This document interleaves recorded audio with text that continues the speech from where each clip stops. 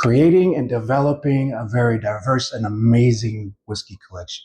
Now, the number one rule is you need to do it your way. What I'm trying to teach here is to really don't be afraid of different categories of whiskeys. Most people will be kind of stuck on one category. Now that might be what you consider like everyday sippers and stuff you prefer to drink, but I recommend that you get outside the box and try to keep at least a few bottles of different categories of different types of whiskeys that can really put your collection, um, personally or socially, on a really unique level. With that being said, I also recommend that some bottles, like for me, I keep a couple bottles that I really don't even like, but I feel like they're kind of important for a collection. For example, McKenna 10 year. So people love this. I'm not a fan of it. I've had it so many times, but I feel like it's such a important bottle.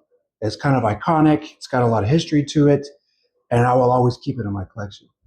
There's other bottles that will just kind of you'll keep around for others, right? For example, I'm not a big fan of Basil Hayden. I feel like it tastes like water, but it's good to approach for people who are very beginning on whiskeys or really want to get into it that don't like a lot of robustness or boldness. It's very mild, very approachable, and pretty awesome.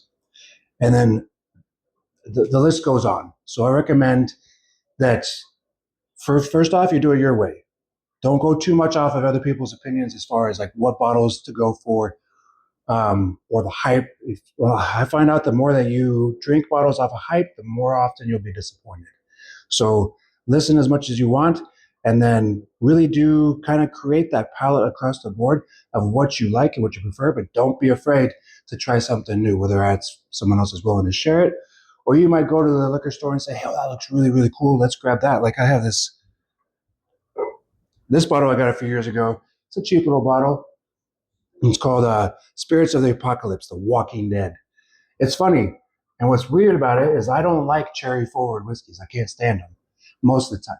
But this one tastes like super cherry and it's actually really good. I think it was like 18 bucks. It's really cheap.